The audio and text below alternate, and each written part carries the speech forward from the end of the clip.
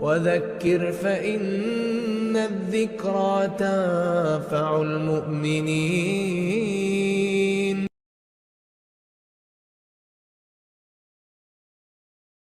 الحمد لله نحمده ونستعينه ونستغفره ونعوذ بالله من شرور أنفسنا ومن سيئات أعمالنا من يهده الله فلا مضل له ومن يضلل فلا هادي له وأشهد أن لا إله إلا الله وحده لا شريك له وأشهد أن محمدا عبده ورسوله يا أيها الذين آمنوا اتقوا الله حق تقاته ولا تموتن إلا وأنتم مسلمون يا أيها الناس اتقوا ربكم الذي خلقكم من نفس واحدة وخلق منها زوجها وبث منهما رجالا كثيرا ونساء واتقوا الله الذي تساءلون به والأرحام إن الله كان عليكم رقيبا يا أيها الذين آمنوا اتقوا الله وقولوا قولا سديدا يصلح لكم أعمالكم ويغفر لكم ذنوبكم ومن يطع الله ورسوله فقد فاز فوزا عظيما أما بعد فإن خير الحديث كتاب الله وخير الهدي هدي محمد صلى الله عليه وسلم وشر الأمور محدثاتها وكل محدثة بدعة وكل بدعة ضلالة وكل ضلالة في النار. أعوذ بالله من الشيطان الرجيم. بسم الله الرحمن الرحيم.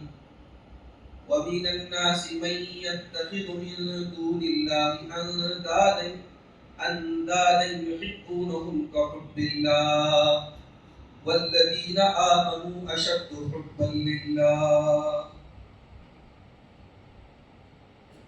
محترم حاضرین جمعہ، رمضان کا مبارک مہینہ چل رہا ہے. اللہ کے فضل و کرم سے ہم اور آپ آج چھٹا روزہ مکمل کر لیں گے اور آج کی رات 7ویں تراویح پڑھنے کا شرف حاصل کریں گے. اس مبارک مہینے میں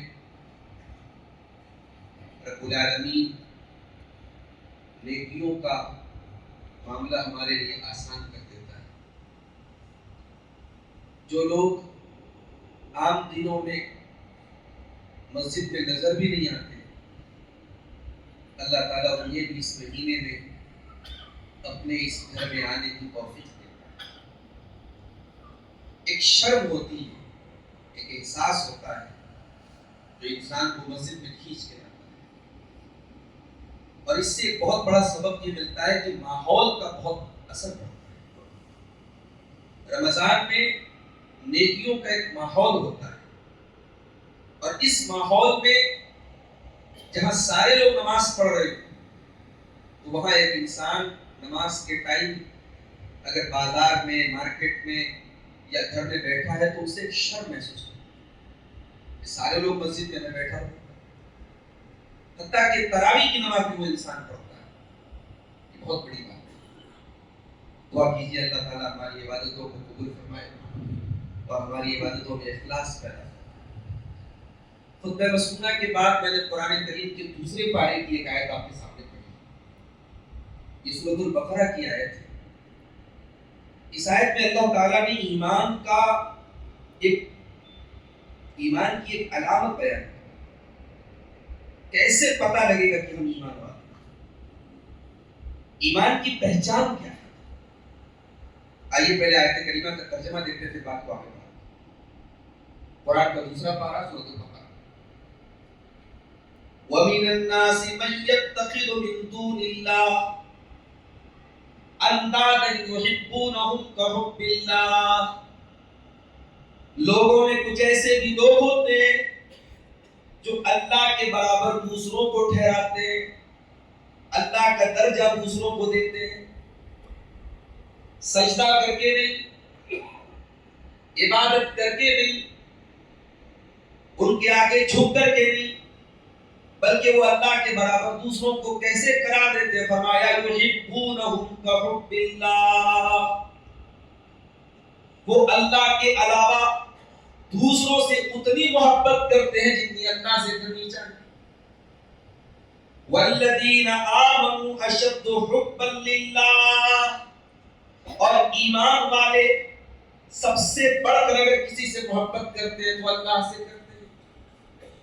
یہ بہت بڑی بات ہے جو اس آیت میں اللہ کرتا ہے۔ ایمان والوں کے دل میں سب سے زیادہ اگر محبت ہوتی ہے تو اللہ کی۔ اس آیت کو سامنے رکھیے اور ہم سب اپنے گریبانوں میں جھانکیے اور ہم سب اپنے دل پر ہاتھ رکھ کے سوچیں، اس دل میں اللہ کی کتنی محبت ہے۔ زندگی میں کتنا ایسا موڑ آتا ہے جب ہم اللہ کی محبت میں اپنی محبوب چیزوں کو قربان کرتے ہیں۔ زندگی میں ایسا کتنی بار ہوتا ہے جب ہمارا من کسی کام کا کر رہا ہے، ہمارے دل میں کسی چیز کی خواہش ہو، مگر ہم یہ کہہ کر کے اس کو، یہ سوچ کر کے ہم چھوڑ دیتے نہیں، یہ اللہ کو پسند ہے۔ یہ محبت کا کچھ تو معیار ہونا چاہیے۔ ارے ہم تو ایسے لوگ ہیں کہ جس اللہ نے ہم کو پیدا کیا، جو ہمارے دل کی دھڑکنوں کا مالک ہے، جو ہماری زندگی کے تار کو جس میں جوڑا ہوا ہے، جو چاہے تو پل بھر میں سانسوں کی ڈور تھم جائے، جو چاہے تو پل بھر میں دل دھڑکنا بند ہو جائے، اس اللہ کی بارگاہ میں، اس کے گھر میں آ کے 5 ٹائم سجدہ کرنا بھی ہمیں ضرورت ہے۔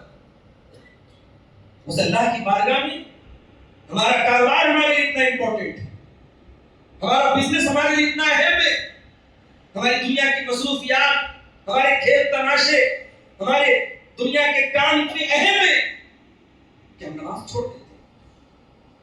ہمارا نماز چھوڑنا اس بات کا ثبوت ہے کہ ہمارے دل میں اللہ کی وہ محبت نہیں ہے جو ہونی چاہیے۔ دنیا میں آج لوگ کتنی محبتیں لوگوں کے دلوں میں، اولاد کی محبت ہے، مال کی محبت ہے، کاروبار کی محبت ہے، بیوی کی محبت ہے، بہت سارے نوجوان لڑکے لڑکیوں کی محبت میں فریفتہ ہے۔ یاد رکھو میرے بھائیوں، دنیا کی ہر محبت دغا دے سکتی ہے، دنیا کی ہر محبت دھوکہ دے سکتی ہے، دنیا کی ہر محبت میں نقصان ہو سکتا ہے۔ ایک محبت ایسی ہے جس میں کبھی نقصان ہونے والا نہیں، اللہ، اس اللہ کے ہم پر کتنے احسانات ہیں۔ وَمَا بِكُم مِّن نِّعْمَةٍ فَمِنَ اللَّهِ، میرے بندو تمہیں جو بھی نعمتیں ملتی ہیں اللہ کی طرف سے ملتی ہیں۔ تم ماں کے پیٹ میں تھے، تمہارے باپ کو بھی نہیں معلوم تھا، تمہاری ماں کو بھی نہیں معلوم، ماں کے پیٹ میں بچہ کس حال میں، ماں کے پیٹ میں تمہیں آکسیجن دینے والا کون؟ اللہ تعالیٰ۔ تمہاری سانسوں کو چلانے والا کون؟ اللہ تعالیٰ۔ تمہارے جسم کو بنانے والا کون؟ اللہ تعالیٰ۔ پھر تم پیدا ہوئے، اللہ چاہتا تمہارے دماغ کو کام کے لائق میں چھوڑتا، تم پیدا ہو کر کے ماں باپ کے لیے بوجھ بن جاتے، تم کیا کر سکتے تھے؟ اللہ نے تمہیں خوبصورت بنایا، صحیح سالم بنایا، دل و دماغ کو درست بنایا، جسم کو درست بنایا، بچپن سے جوانی کی دہلیز پر پہنچے، طاقتور بن گئے، قوت والے بن گئے، اپنا کاروبار سنبھالنے کے لائق بن گئے، اپنا گھر سنبھالنے کے لائق بن گئے۔ غور کرو میرے بندو، تم اس اللہ کو کتنی مرتبہ یاد کرتے ہو؟ جب تم بیمار پڑتے ہو، جب تم تکلیف میں ہوتے ہو، کون ہے جو تمہاری تکلیفوں کو دور کرتا ہے؟ تم مانگو یا نہ مانگو، تم دعائیں کرو یا نہ کرو، امن یجیب المضطر اذا دعاہ ویکشف السوء، کون ہے جو پریشان حالوں کی پریشانی کو دور کرتا ہے؟ کون ہے جو مصیبت میں پڑے ہوئے لوگوں کی مصیبتوں کو دور کرتا ہے؟ وہ اللہ میرے پیارے، اس اللہ کی محبت ہمارے دل میں کتنی ہے، یہ اس پر ڈیپینڈ کرتا ہے کہ اس اللہ کے لیے ہم اپنی محبوب چیزوں کو کتنی قربان کریں۔ قرآن کے چوتھے پارے کی آیت دیکھیے، لن تنالوا البر حتى تنفقوا مما تحبون۔ اے میرے بندو، تم نیکی کو نہیں پا سکتے، تم نیک نہیں بن سکتے، تم جنتی نہیں بن سکتے جب تک اپنا محبوب مال اللہ کی راہ میں خرچ نہ کر دو۔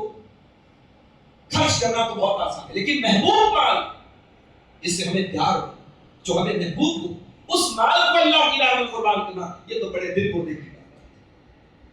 جب یہ آیت نازل ہوئی، حضرت ابو طلحہ انصاری رضی اللہ تعالی عنہ کے نبی کے پاس آئے۔ ان کے پاس ایک کھجوروں کا باغ تھا، بہت بڑا باغ تھا، بڑا خوبصورت باغ تھا، بیچ میں نہر تھی، دونوں طرف کھجوروں کے درخت تھے۔ اس زمانے کا بڑا قیمتی باغ تھا۔ اس باغ کا نام بھی روحا تھا۔ اللہ کے پیارے نبی صلی اللہ علیہ وسلم اکثر اس باغ میں جایا کرتے تھے، کھجور کھاتے تھے، ٹھنڈا ٹھنڈا پانی پیتے تھے۔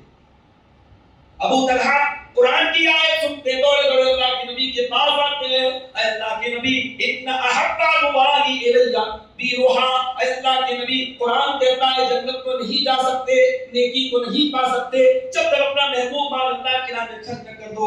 اے اللہ کے نبی میرا سب سے محبوب مال وہ باغ ہے، میں آپ کو گواہ بنا کے کہتا ہوں وہ باغ اللہ کے راہ میں صدقہ کر رہا ہوں۔ صحابہ کرام نے تو پل بھر کے لیے نہیں سوچا کر، یہ تو مال کی مثال ہے، صحابہ نے تو گردنیں کٹا۔ ہم اور آپ اپنا آرام نہیں قربان کر سکتے، اپنی نیند نہیں قربان کر سکتے اللہ کی محبت میں۔ کیسی محبت ہے ہمارے دلوں میں؟ دعوت تو ہے نا ہم سب کو کہ ہم ایمان والے ہیں۔ اگر ایمان والے ہیں تو یہ محبت تو ہمیں تڑپا دینی چاہیے۔ یہ محبت اگر دل میں اللہ کی محبت پیدا ہو جائے تو راتوں میں بستر پر نیند نہ آئے، انسان اٹھ کر کے اللہ کی بارگاہ میں گڑگڑائے اور تہجد کی نماز۔ آج جمعہ کا دن تھا، آپ نے سورہ سجدہ کی تلاوت تو سنی نا، تتجافى جنوبهم عن المضاجع يدعون ربهم خوفا وطمعا۔ میرے متقی بندے وہ ہیں، میرے پرہیزگار بندے وہ ہیں، دنیا رات میں آرام سے بستروں پر سوتی رہتی ہے، میرے متقی بندے اپنے بستروں کو چھوڑ کے اللہ کی بارگاہ میں سجدے کرتے رہتے ہیں، قیام کرتے رہتے ہیں، دعائیں کرتے رہتے ہیں، گڑگڑاتے رہتے ہیں، روتے رہتے ہیں۔ کیوں؟ اس لیے کہ ان کے دل میں اللہ کی محبت ہے۔ اللہ کی محبت واقعی میں دل میں پیدا ہوتا ہے تو انسان دنیا کے مال اور دنیا کی اولاد کے چکر میں کبھی اللہ کی نافرمانی نہ کرے۔ قرآن کا 28واں پارہ اٹھاؤ، سورۃ المنافقون میں اللہ فرماتا ہے یا ایھا الذین آمنوا لا تلہکم اموالکم ولا اولادکم عن ذکر اللہ۔ اے ایمان والو، تمہارا مال کہیں تم کو اللہ کے ذکر سے غافل نہ کر دے، تمہاری اولاد کہیں تم کو اللہ کے ذکر سے غافل نہ کر دے۔ ہم تو غافل ہیں، ہماری زندگی میں اللہ کا ذکر نہیں ہوتا۔ اے ہم تو اس گھوڑے سے بھی زیادہ نمک حرام ہے۔ ایک گھوڑا بھی ہوتا ہے نا، اس کا مالک تھوڑا سا چارہ کھلاتا ہے، تھوڑا سا جو کھلاتا ہے، تھوڑا سا چنا کھلاتا ہے، وہ گھوڑا اپنے مالک کے لیے جان دے دیتا ہے۔ میدان جنگ میں کود پڑتا ہے وہ گھوڑا، اپنے مالک کو اپنی پیٹھ سے گرنے نہیں دیتا، جان دے دیتا ہے اپنے مالک کے ساتھ وفادار۔ اسی لیے اللہ قرآن میں کہتا ہے والعادیات ضبحا فالموریات قدحا فالمغیرات صبحا فأثرن به نقعا فوسطن به جمعا ان الانسان لربه لکنود۔ اے انسان ذرا دیکھ ان گھوڑوں کو جو دوڑتے دوڑتے ہانپنے لگتے ہیں، جن کی ٹانپوں سے چنگاریاں نکلنے لگتی ہیں، جو دشمن کی فوج پر جا کر کے حملہ کرتے ہیں، جو دشمن کے صفوں کے بیچ میں جا کر کے گھس جاتے حملہ کرتے ہیں۔ اے انسان تو اس گھوڑے سے زیادہ گیا گزرا ہے۔ ان الانسان لربه لکنود، تو بہت بڑا ناشکر ہے اپنے رب کا، ناشکر ہے۔ اور اس کی دلیل ہماری زندگی آنے کرتا ہے، ہماری زندگیوں میں اللہ کہاں ہے؟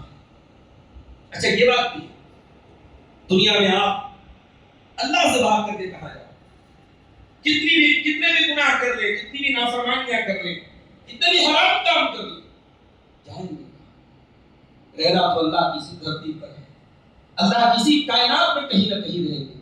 ہم اللہ کی پکڑ سے کیسے بچ پائیں گے؟ ان بطش ربک لشدید، اے میرے بندو اللہ کی پکڑ بہت سخت ہے، بہت خطرناک ہے۔ اس سے بھاگ کر کے کہاں جائیں؟ اس کی دسترس سے باہر نہیں نکل سکتے، اس کی پکڑ سے باہر نہیں نکل سکتے۔ دنیا کے ہر راستے پر ایک سپیڈ لمٹ ہے، دنیا کے ہر ہائی وے پر ایک سپیڈ لمٹ ہے کہ بھئی یہاں اس سے زیادہ سپیڈ میں آپ گاڑی نہیں پا سکتے، لیکن دنیا کا ایک راستہ ایسا ہے جس پر کوئی سپیڈ لمٹ نہیں، اور وہ اللہ کا راستہ۔ فَفِرُّوا إِلَى اللَّهِ، اے میرے بندو اللہ کی طرف بھاگو، اللہ کی طرف دوڑو، تمہیں بھاگ کر کے اسی اللہ کے پاس جانا ہے۔ اے کاروبار میں مست لوگو، اے بزنس میں مصروف لوگو، اپنے کاروبار کو اتنی اہمیت نہ دو کہ اللہ کو بھول جاؤ۔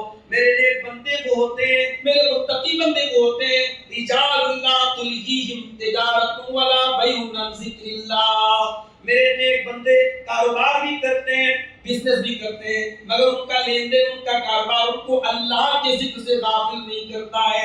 یخافون یوما تتقلب فیہ القلوب والابصار، وہ اس دن سے ڈرتے ہیں جس دن کلیجے اپنی جگہ پہ نہیں رہیں گے، آنکھیں اپنی جگہ پہ نہیں رہیں گی، وہ قیامت کے دن سے ڈرتے ہیں۔ آئیے ذرا قرآن کی آیتوں کی روشنی ہم ان کچھ چیزوں کو دیکھیں کہ ان کو اپنانے کے بعد ہمیں اللہ کی محبت حاصل ہے۔ بھئی ایک ہوتا ہے کہ ہم اللہ سے محبت کرتے ہیں، یہ تو بڑا آسان دعویٰ کرتے ہیں، مگر اللہ کس سے محبت کرتا ہے؟ آئیے ذرا قرآن کے پڑھنے میں قرآن میں اللہ فرماتا ان اللہ یحب التوابین ویحب المتطہرین، اللہ بہت زیادہ توبہ کرنے والوں سے محبت کرتا ہے، اللہ پاکی صفائی اختیار کرنے والوں سے محبت کرتا ہے۔ ہماری زندگی میں نہ توبہ ہے نہ صفائی ہے، ہاں صفائی، مسلمانوں کی بستیاں، مسلمانوں کے علاقے، مسلمانوں کی سوسائٹیاں گندگی سے بھری، ہماری پہچان گندگی بن چکی، ہم دوسروں کو کیا دوش دیں؟ ہمارا دین تو اتنا پاک صاف دین ہے، اللہ کی بارگاہ میں ہم کھڑے ہو نماز پڑھنے کے لیے تو کپڑے سے لے کر جگہ سے لے کر جسم تک ہر چیز، یہاں تک کہ دل بھی آپ کا پاک ہونا چاہیے۔ اللہ پاک لوگوں کو پسند ہے، اللہ توبہ کرنے والوں سے محبت کرتا ہے۔ ہم تو وہ لوگ ہیں کہ گناہ پر گناہ کرتے ہیں مگر ہمیں توبہ کا خیال نہیں۔ رمضان کا یہ مبارک مہینہ بہترین موقع ہے، اس مہینے کے جیسا ماحول کبھی نہیں ملے گا، اور ہم اس بات کی گارنٹی بھی نہیں دے سکتے کہ 2025 کے رمضان میں ہم زندہ ہیں تو 2026 تک ہم زندہ ہی رہیں۔ مجھے یاد ہے اسی چتردرگا میں 6-7 مہینے پہلے آیا تھا، پتہ آیا ہو تو پتہ لگ رہا صاحب فلاں صاحب اللہ کو پیارے ہو گئے، فلاں صاحب اللہ کو پیارے، 1 سال بھی نہیں گزرا، اور ایسا نہیں کہ انتقال کرنے والے سب بوڑھے لوگ ہیں، 40 سال والے 35 سال والے بھی جب چل رہے ہیں، ہم تو نہیں گارنٹی دے سکتے۔ یہ سنہرا موقع ہے توبہ کرنے کا، اللہ کے سامنے اپنے گناہوں کی معافی مانگنے کا۔ کس نے روکا ہے اللہ کے سامنے رونے سے؟ آپ کبھی چھوٹے نہیں ہوں گے، دنیا میں کسی کے سامنے رونے سے اس کی نظر میں آپ ذلیل ہو جائیں گے، مگر اللہ کی بارگاہ میں رو کر کے آپ تو عزت پا جائیں گے۔ اللہ کی قسم، وہ آنسو جو اللہ کے خوف سے نکل جائے، وہ آنسو کبھی رائے گا نہیں، جائیں گے کبھی بیکار نہیں۔ اللہ کے نبی فرماتے ہیں اللہ تعالیٰ کو 2 قطرے بہت زیادہ پسند ہیں، قطرۃ دم تحراق فی سبیل اللہ، ایک وہ خون کا قطرہ ہے جو اللہ کی راہ میں بہتا ہے، وقطرۃ دموع من خشیۃ اللہ، اور ایک آنسو کا قطرہ ہے جو اللہ کے خوف سے بہتا ہے۔ میرے پیارے بھائیو، جس انسان کے دل میں اللہ کی محبت ہوتی ہے، اللہ کے نبی فرماتے ہیں وَرَجُلٌ ذَكَرَ اللَّهَ خَالِيًا فَفَاضَتْ عَيْنَاهُ، وہ تنہائی میں اللہ کو یاد کرتا ہے اور اللہ کو یاد کر کے اس کی آنکھوں سے آنسو بہنے لگتے ہیں۔ اللہ سے محبت ہے تو اللہ کی محبت ہمیں رلائے گی میرے بھائیو، ہماری آنکھوں سے آنسو بہنے، اللہ سے محبت۔ وَاللَّهُ يُحِبُّ الصَّابِرِينَ، اللہ صبر کرنے والوں سے محبت کرتا ہے۔ زندگی میں مصیبتیں آئیں، پریشانیاں آئیں، بکھر نہ جانا، ٹوٹ نہ جانا، یہ ایمان رکھنا ہمارے مقدر میں جتنا لکھا ہے اس سے زیادہ مصیبت ہمارے اوپر نہیں آ سکتی۔ قُل لَن يُصِيبَنَا إِلَّا مَا كَتَبَ اللَّهُ لَنَا، جو مقدر میں لکھا ہے اس سے زیادہ مصیبت نہیں آ سکتی۔ اللہ کی تقدیر پر راضی رہنا سیکھو میرے پیارے ساتھیو، اللہ صبر کرنے والوں سے محبت کرتا ہے۔ ہمارے نبی سے زیادہ صبر کس نے؟ نبی اکرم کی سیرت کبھی اٹھا کے پڑھو میرے نوجوان، نبی نے کون سا دکھ نہیں جھیلا، 3 بیٹیوں کے جنازے کو کندھا دیا ہے، جتنے بیٹے پیدا ہوئے سب نبی کی حیات میں انتقال، پتھر کھائے ہیں نبی نے، زخمی ہوئے ہیں نبی، دانت توڑے گئے آپ کے، زہر دیا گیا آپ کو، پتھر آپ کے اوپر گرانے کی کوشش کی گئی، آپ کا اپنا وطن چھڑوایا گیا آپ سے، وہ نبی تو موسم انسانیت ہے۔ وہ نبی تو رحمت کائنات تھے. اس نبی نے دنیا میں اپنے لیے تو کچھ نہیں بنایا, اس نبی نے اپنے بچوں کے لیے تو کچھ نہیں بنایا. اس نبی کے دل میں ایک ہی درد تھا, انسانیت کو جہنم کی آگ سے کیسے بچایا جائے, انسانیت کو اللہ کی توحید کا پاٹ کیسے پڑھایا جائے, انسانیت کو شرک کے راستے سے کیسے ہٹایا جائے. اس سچے نبی کو کیا کم دکھ دیے گئے میرے ساتھ. اس نبی نے زندگی کے ہر موڑ پہ صبر سکھایا. اللہ کے ہر فیصلے کو, اللہ کی تقدیر کے ہر فیصلے پر وہ نبی راضی رہے. اس نبی کے آنسوؤں کو بھی ہم سیرت کی کتاب میں دیکھتے ہیں. نبی اکرم صلی اللہ علیہ وسلم کا اپنا بچہ, بڑی آرزوؤں کے بعد آپ کو بیٹا پیدا ہو. بیٹے کی خواہش کس کو نہیں ہوتی ہے؟ جس کو بیٹیاں ہی بیٹیاں ہیں وہ چاہتا ہے میرے گھر میں بھی ایک بیٹا پیدا ہو. نبی کو بیٹے کی خواہش تھی, بیٹا ہوا حضرت ماریہ کے پیٹ سے. آپ نے بڑے شوق سے بیٹے کا نام ابراہیم رکھا, اپنے باپ ابراہیم. عرب کے دستور کے مطابق اس کو دودھ پینے کے لیے گاؤں دیہات میں بھیجا جاتا تھا. آپ نے دیہات میں بھیجا. 1.5 سال کا وہ بچہ ہوا. نبی کے پاس خبر آئی بچہ بیمار ہے. اللہ کے نبی صحابہ کو لے کے پہنچے. بچہ آپ کے گود میں دیا گیا, آپ کے ہاتھ میں. بچہ آخری سانسیں لے رہا ہے, بچے کا دم ٹوٹ رہا ہے. نبی رحمت, نبی کائنات کا بیٹا آپ کی آنکھوں کے سامنے جا رہا ہے. نبی کچھ نہیں کر پا رہے. اللہ کے فیصلے کے آگے نبی بھی مجبور ہے. میرے آپ کا بیٹا آپ کی آنکھوں کے سامنے جا رہا ہے اور آپ روتے چلے جا رہے ہیں, روتے چلے جاؤ, یہ کہتے چلے جا رہے ہیں ان القلب يحزن, میرا دل غمگین ہے. ان العین تدمع والقلب يحزن, میری آنکھوں سے آنسو بہ رہے, میرا دل غمگین ہے. ولا نقول الا ما يرضى ربنا, لیکن زبان سے کوئی ایسی بات نہیں نکالیں گے جس سے اللہ ناراض ہو جائے. وَإِنَّا بِفِرَاقِكَ يَا إِبْرَاهِيمُ لَمَحْزُونٌ, اے میرے بچے ابراہیم, تیرے جانے سے تیرا باپ غمگین ہے, تیرے باپ کو دکھ ہے, مگر تیرا باپ اپنی زبان سے کوئی ایسی بات نہیں نکالے گا جس سے اللہ ناراض ہو جائے. صبر بھی سیکھنا ہے تو نبی سے سیکھنا ہے. اللہ صبر کرنے والوں سے محبت. ان اللہ یحب المتقین, اللہ متقی لوگوں سے محبت کرتا ہے. متقی کس کو بولتے ہیں؟ متقی اس کو نہیں بولتے جس کو گناہ کرنے کا موقع نہ ملے. متقی اس کو نہیں کہتے جو بڑے نیک لوگوں کے ماحول میں رہتا ہو. ارے متقی اسی کو کہتے ہیں جس کو گناہ کا موقع مل رہا ہے, غلط کام کرنے کا موقع مل رہا ہے, گناہ اپنے شیطان اپنے تمام جال اس کے سامنے پھینک رہا ہے, مگر اللہ کا ڈر اس کو گناہ سے روک رہا ہے, اللہ کا خوف اس کو غلط کام کرنے سے روک رہا ہے. متقی اس کو بولتے ہیں. تقویٰ اگر انسان کے اندر پیدا ہو جائے, اللہ کی محبت اس کو حاصل ہو جائے. اب آئیے, تو ترجمہ ہے, بہت طویل وقت آپ کا لینا مناسب ہے. ایک آخری پوائنٹ پر بات کر کے بات کرتے ہیں. اگر ہمیں اللہ کی محبت حاصل ہو گئی تو ہماری زندگی میں اس کا بینیفٹ کیا ملے گا؟ یاد رکھو میرے ساتھ, اگر اللہ واقعی میں ہم سے محبت کرے گا تو 3 فائدہ ہوگا. اگر اللہ کی محبت ہمیں حاصل ہوگی, پہلا فائدہ یہ ہوگا, اللہ جن سے محبت کرتا ہے ان کی محبت کو ایمان والوں کے دلوں میں ڈال دیتا ہے. نبی اکرم فرماتے ہیں, بخاری اور مسلم کی روایت ہے, جب اللہ اپنے کسی بندے سے محبت کرتا ہے تو جبریل سے کہتا ہے, جبریل میں فلاں بندے سے محبت کرتا ہوں, تو بھی محبت کر. جبریل سارے فرشتوں سے کہتے ہیں اللہ تعالیٰ اپنے فلاں بندے سے محبت کرتا ہے, تم بھی اس سے محبت کرو. سارے فرشتے بھی اس انسان سے محبت کرنے لگتے ہیں.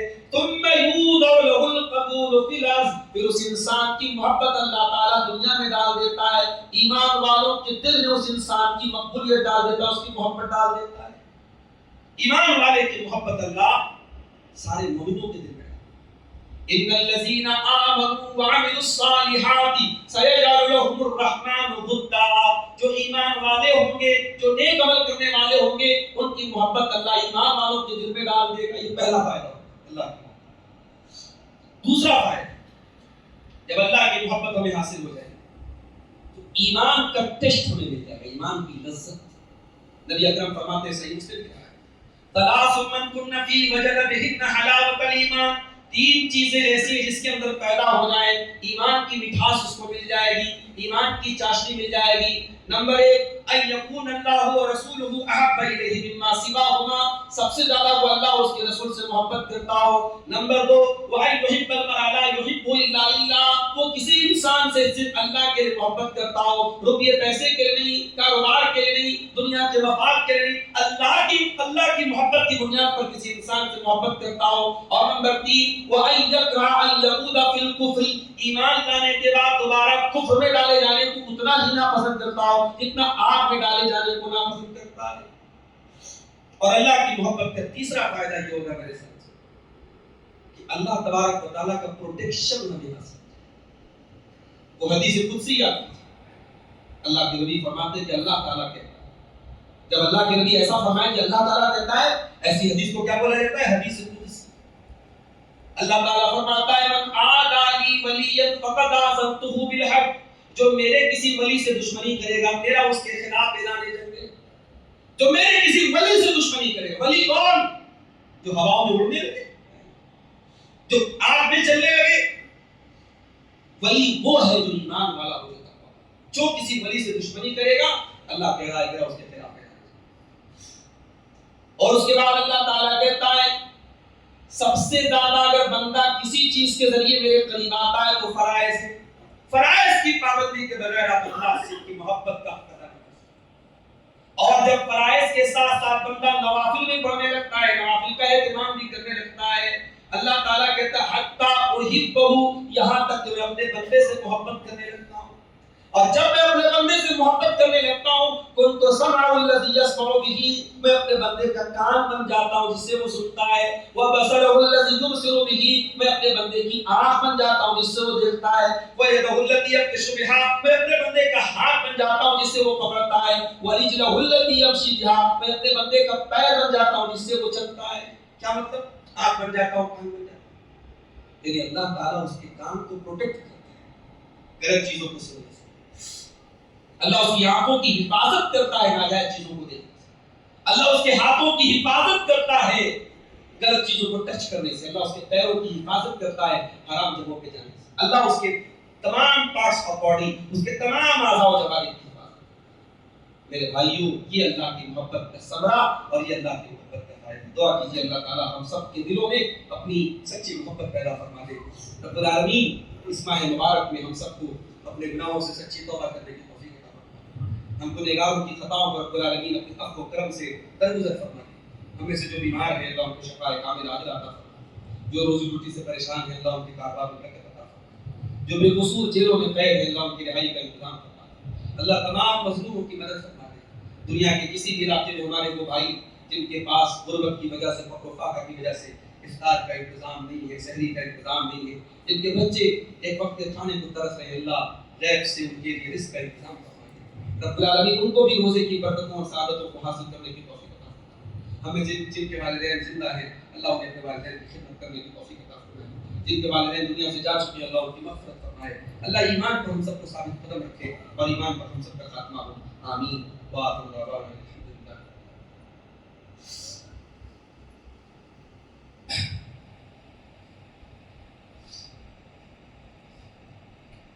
الحمد لله كفى وسلام على عباده الذين اصطفى. أما بعد، أعوذ بالله من الشيطان الرجيم. بسم الله الرحمن الرحيم.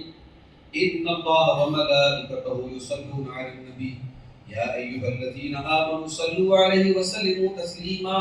اللهم صل على محمد وعلى آل محمد كما صليت على إبراهيم وعلى آل إبراهيم إنك حميد مجيد. اللهم بارك على محمد وعلى آل محمد كما باركت على إبراهيم وعلى آل إبراهيم إنك حميد مجيد. اللهم أعز الإسلام والمسلمين وأذل الشرك والمشركين ودمر أعداء الدين. إن الله يأمر بالعدل والإحسان وإيتاء ذي القربى وينهى عن الفحشاء والمنكر والبغي يعظكم لعلكم تذكرون. اذكروا الله يذكركم وادعوه يستجب لكم ولذكر الله أتم وأعلى وأجل وأكبر.